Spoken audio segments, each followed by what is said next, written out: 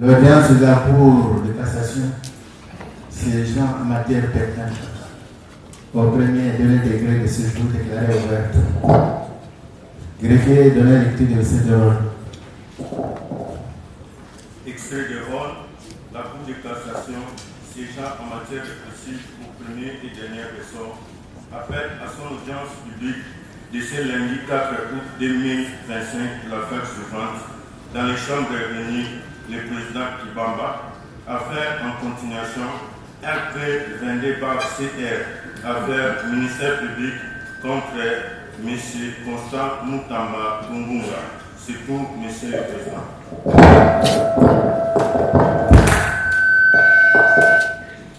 Merci, Monsieur le greffier.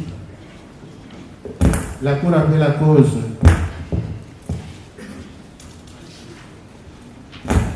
RP 22/CR, affaire du ministère public contre M. Constant Moutamba Tungunga. Monsieur Constant Moutamba, vous pouvez manifester votre présence dans la salle.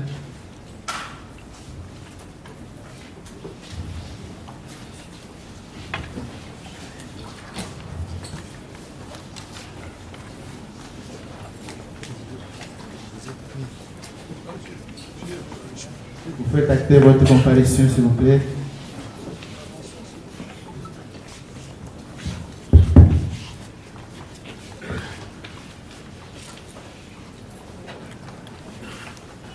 Oui, le bâtonnier Jean-Paul Kitengé,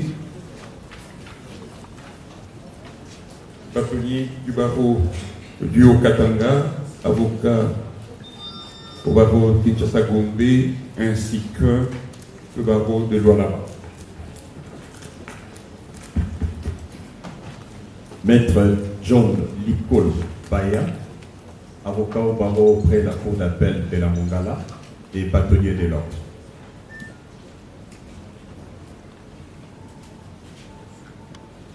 Konde Waboma,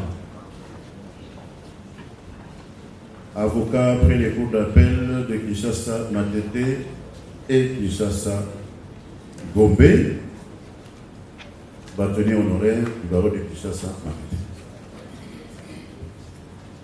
Toussaint et Gombe Petit, avocat aux deux barreaux de Kinshasa Gombe et Matete, doyen honoraire du Conseil de l'ordre du barreau de Kinshasa Matete. Bâtonnier Maurice Kanyama, barreau de Lomami, bâtonnier honoraire.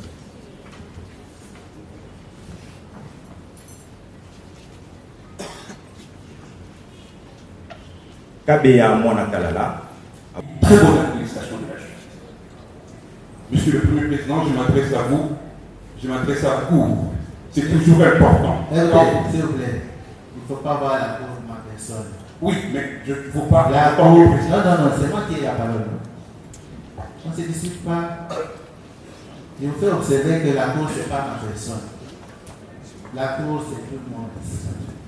Si moi je suis pris par quelque chose, il y a plusieurs oreilles qui nous suivent. Surtout que c'est que vous dites c'est acté là-bas. Ça va? Très bien, Monsieur le Premier Président, mais je vous demanderai l'attention de la Cour et compris votre attention, s'il vous plaît. Allez-y. Impeccable. Je disais ceci. Je crois que c'est l'article 14 de notre loi organique qui organise ce cercle. Pas dans le sens d'une solution, dans le sens d'une collaboration pour amener la bonne administration de la justice. Nous avons ces textes en nous, en tant qu'auxiliaires de justice. Monsieur le Premier Président, on ne peut pas vous rappeler cela parce que nous prêtons serment devant vous. C'est pour collaborer avec vous. Nous voulons tout simplement vous rappeler une chose. La partie prévenue a fait citer des témoins. Des témoins que nous estimons être des personnes indispensables pour votre religion. Comment aujourd'hui la Cour peut nous dire qu'elle a procédé à travers le greffe à la Cour, à travers le greffe à certains témoins, certains autres non. Ça c'est le premier élément. Le deuxième élément, Monsieur le Président, Monsieur la Cour, Monsieur le représentant de l'organe de la loi. nous donnons les noms des personnes à comparaître. Mais nous avons l'impression qu'il y a d'autres qui sont venus. Les experts viennent de qui? De tout. Ce n'est pas un droit de fait, c'est plutôt cette chute judiciaire pour que nous puissions arriver. Nous disons, nous avons des personnes clés. Nous avons des personnes clés. Nous avons des personnes qui ne sont pas. Qui ne sont pas. Qui lui écoutent. Et nous avons compris cela. C'est pour cela que la partie prévenue insistait pour une remise à une semaine. C'est la Cour qui a décidé d'elle-même que nous puissions renvoyer la Cour. La Cour ne savait pas que le vendredi était férié, le samedi était férié, le lundi on a fait que 2 heures, 3 heures. On savait cela. Non, on ne peut pas nous opposer, nous, le fait que non, le vendredi, samedi, dimanche, lundi soient des jours fériés. C'est pour une bonne administration de la justice. Merci beaucoup. On n'a pas à recevoir des leçons des avocats. Retenez-le. Nous ne donnons pas à recevoir des leçons des avocats. Nous sommes dit clairement que les services continuent à travailler. Les services continuent à travailler. Et puis, vous posez la question si les experts sont appelés par la Cour. Il ne vous relève pas à vous de nous empêcher d'appeler les experts.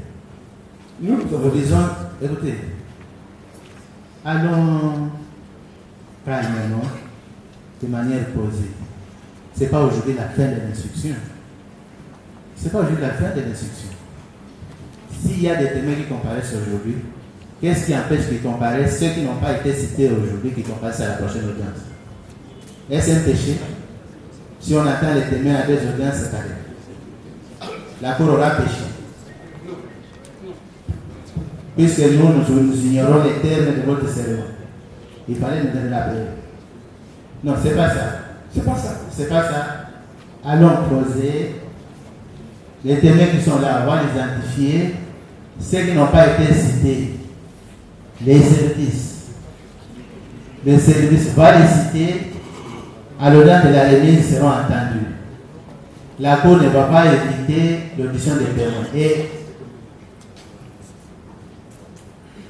est-ce que nous sommes entendus?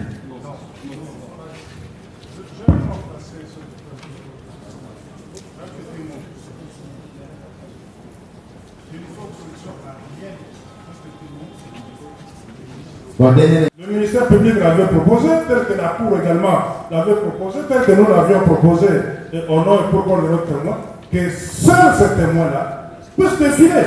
Et que s'il y a encore à réciter les témoins qui sont ici et si le greffier, vous avez commis l'erreur, au lieu de citer la personne, vous avez préféré la structure. Vous vous adressez au greffier ou à la Cour? Non, je m'adresse toujours à la Cour et au président du Sénat d'ailleurs.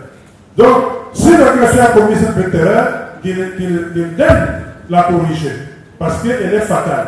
Nous avons besoin de personnes physiques qui ont été citées pour qu'elles répondent aux questions que nous avons préparées. Et ça va aider la Cour à décider. Merci beaucoup. Merci. On a dit que c'était le dernier intervenant. Nous allons procéder à l'identification des témoins. Ceux qui n'ont pas été cités laisseront à la prochaine audience.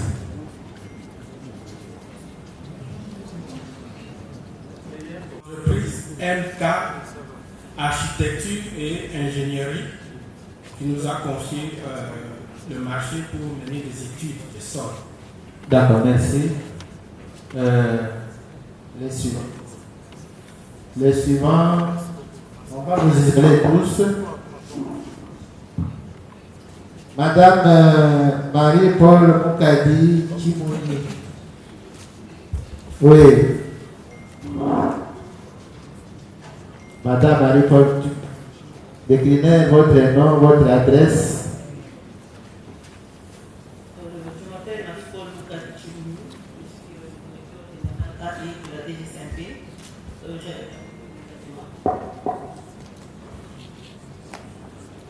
Cité témoin par qui?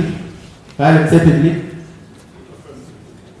Nous avons aussi précisé à l'audience nationale qu'il avait déjà été engagé.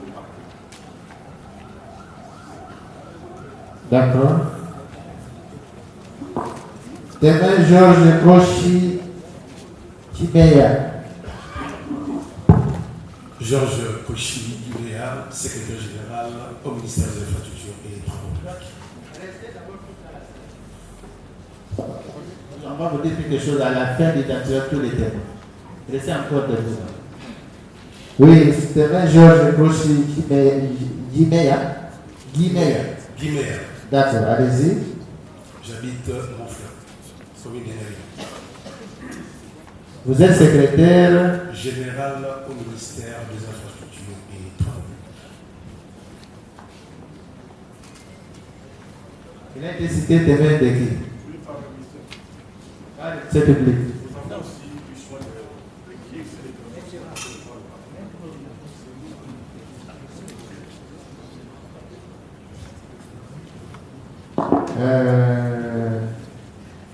L'expert du TPR de la République, c'est son nom. C'est qui le nom? Faye. Faye qui? Faye ne voulait pas de l'engin. Votre adresse? J'habite la commune de Matete. Toute la commune? Quartier Pengé. D'accord. Et nos fonctionnaires? Je suis directeur de bâtiment civil au ministère des Infrastructures et des Travaux. Expert? J'ai été désigné par eux. D'accord.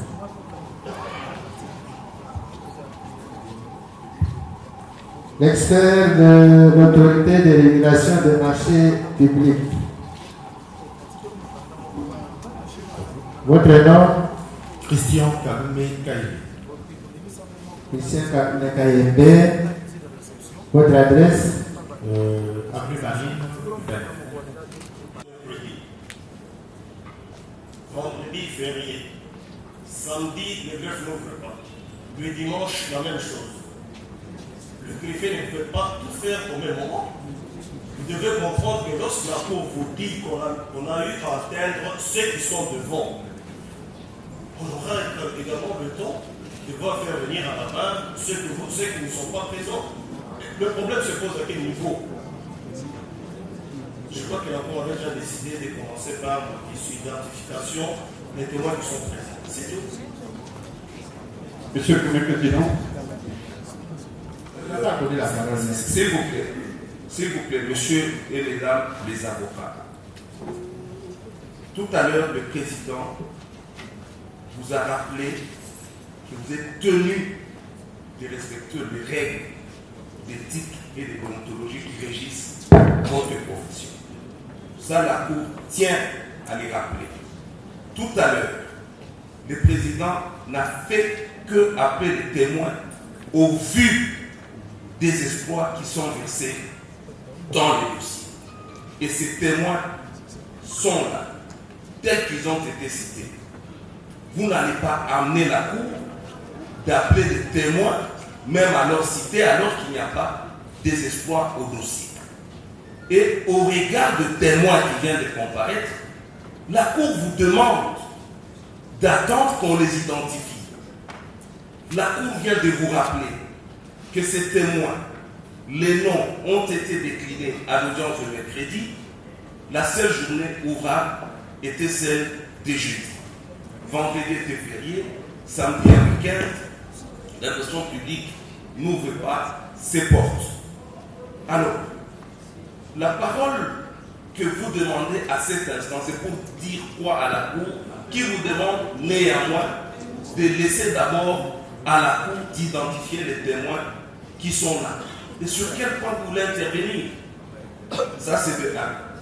De 2, la Cour ne cessera jamais de les dire. La Cour les dit encore une fois, quand des audiences se tiennent ici, avec les avocats inscrits au barreau près de la Cour de cassation et le Conseil d'État, il y a un certain comportement qu'on observe.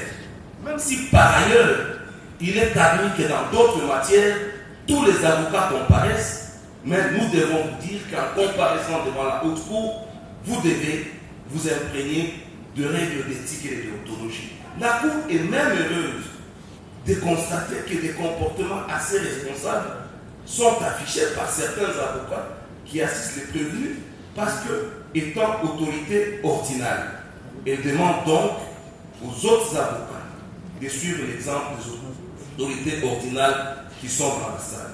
Sinon, la Cour en tirera toutes les conséquences et elle procède à l'identification des témoins. Merci.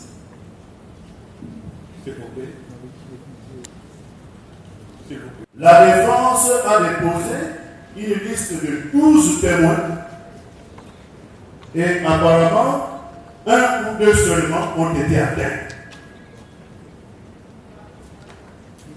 Je ne sais pas si cette discrimination vient du greffier lui-même ou c'est faute de temps parce que certains de nos témoins vivent dans la commune de la Gombe. Premier observateur. La seconde. Le procès est radio-télévisé. De sorte que si les témoins ne sont pas tous entendus le même jour, ceux qui viendront après, ils auront suivi à la télévision et ils se comporteront constamment. Voilà pourquoi. Pour une bonne application de la justice. Et comme avocat conseil du prévenu, je fais la proposition suivante. Plairait-il à la Cour de cassation de renvoyer la cause à telle date que les témoins non cités encore le soir et ceux qui ont déjà été cités auront l'information aujourd'hui qui doivent venir telle date pour que tout le monde soit entendu le même jour. Il y a beaucoup plus, me semble-t-il, d'espoir, d'objectivité dans leur déposition. Et je pense que ceci, c'est à l'honneur de notre justice. Je dis merci.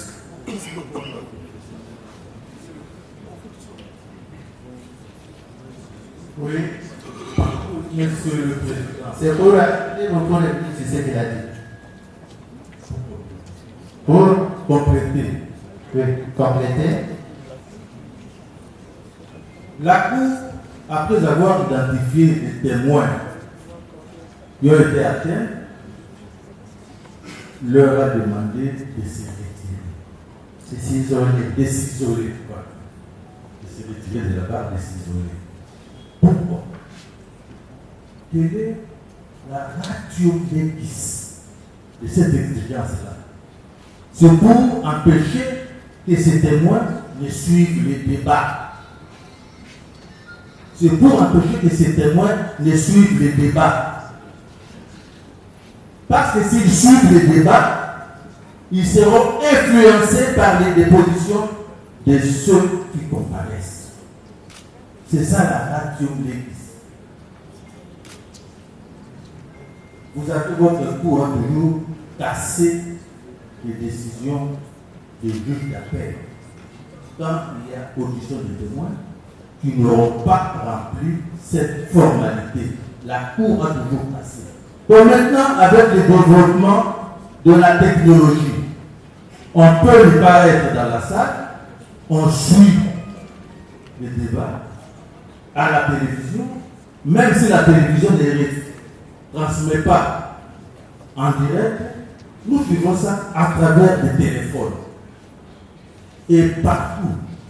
Donc, tous ceux qui ne sont pas, qui ne comparaissent pas aujourd'hui, vont suivre les débats et seront influencés par les dépositions des uns et des autres. C'est pour cette raison, monsieur le sénateur, que nous demandons à votre Cour d'accorder une remise, comme l'avait si bien expliqué monsieur le Premier Pond.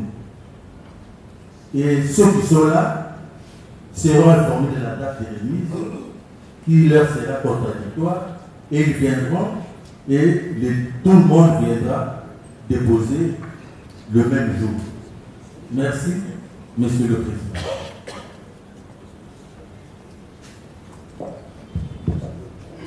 Sur l'amendement. Non, s'il vous plaît. On n'a pas besoin de surabondance. Merci. Vous avez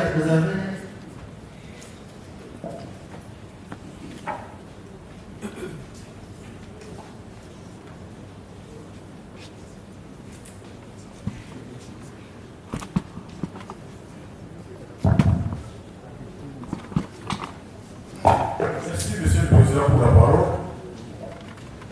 Il y a une petite inquiétude de la part du prévenu qui vont être ces conseils. Pourquoi la plupart des témoins cités par le ministère public qui sont là, c'est justement parce qu'ils ont été entendus au parquet, ils ont communiqué les adresses et c'était plus facile pour les atteindre.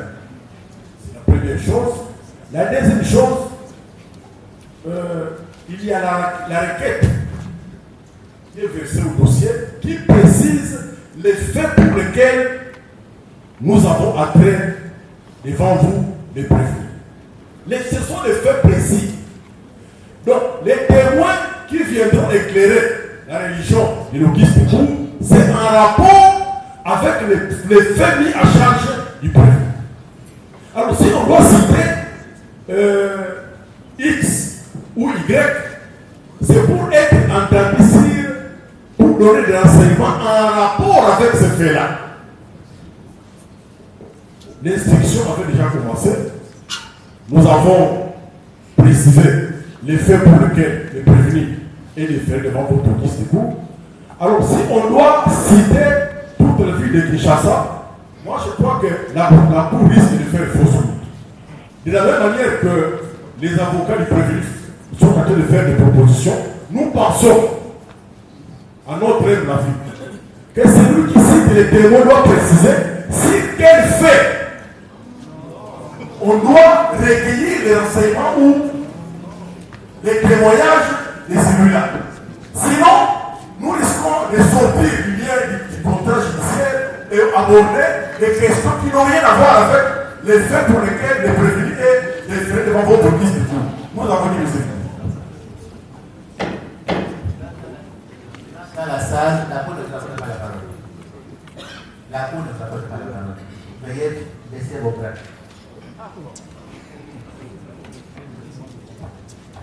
Bien. La Cour va vous donner sa position pour l'honneur de ce jour. La Cour va seulement entendre les experts et les témoins seront renvoyés une date certaine pour que tous les autres témoins soient entendus à la même date d'audience. Pour aujourd'hui, nous allons entendre les experts et poursuivre les gestions de la police. S'agissant du témoin de Sénaref, vous avez exigé la présence de secrétaire qui sont là.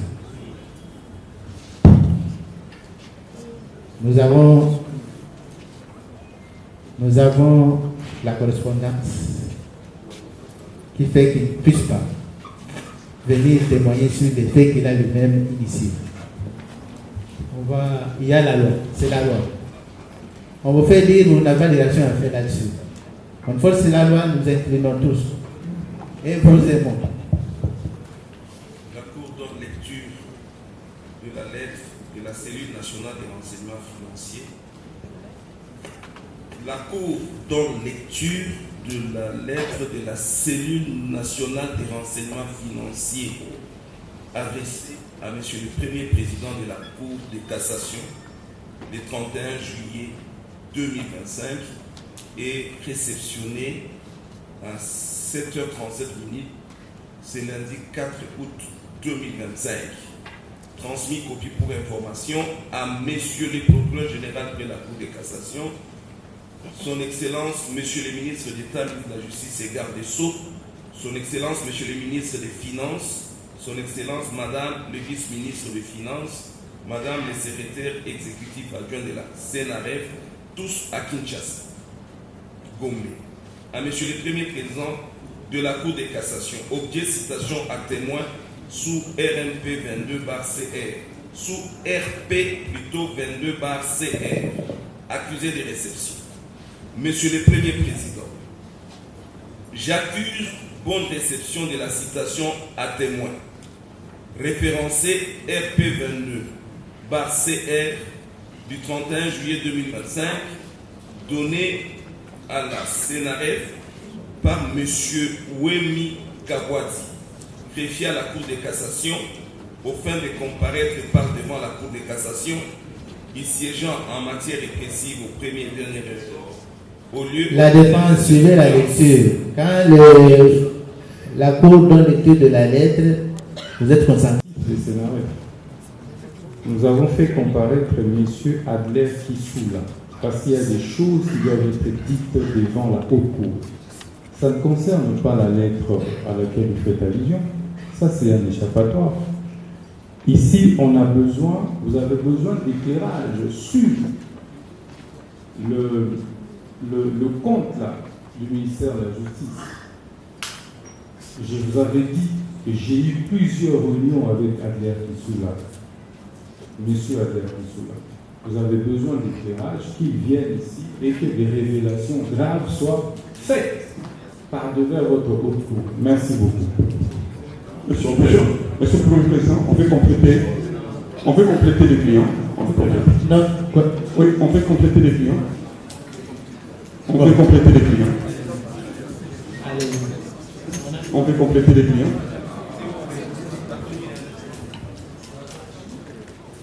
Prévenu Moutamba.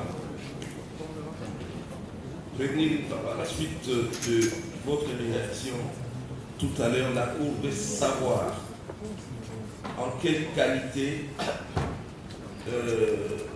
Kissoula avait des réunions avec vous. Est-ce induite aux personnes naïves ou bien en une qualité quelconque? Moi, je ne suis pas son avocat. Non, la Cour, attendez. Il vous a été plus une fois rappelé que quand des questions... Il est ici. L'article 5,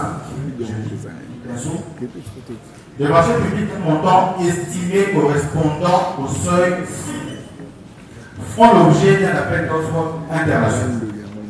Pour le marché des travaux, les marchés de valeur supérieure ou égale à 16 milliards de francs congolais. Pour le marché de fournitures et des services courants, marché de valeur supérieure ou égal à 1 milliard de francs congolais. Pour le marché des prestations intellectuelles, marché de valeur supérieure ou égal à 500 millions de francs congolais.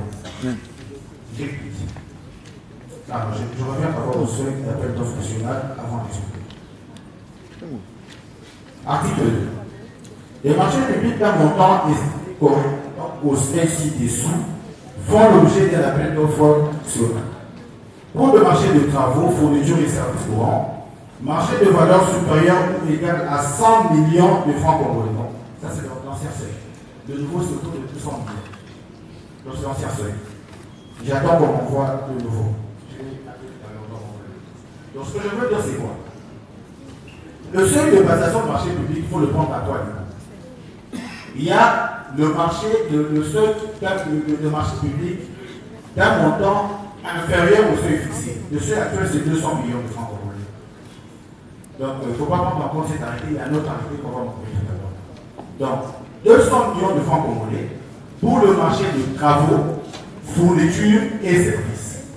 À partir de 200 millions de francs congolais, on passe à un appel d'offres national. Les marchés en dessous de 200 millions de francs congolais, pour le marché de travaux, fournitures et services, c'est ce que j'ai appelé la demande de cotation ou consultation de fournisseurs. Il consiste dans une, on va dire quoi, dans la consultation d'au moins 3 fournisseurs. Pour le marché de prestations intellectuelles, le seuil est fixé à 100 millions. De l'arrêté actuelle, 100 millions de francs congolais.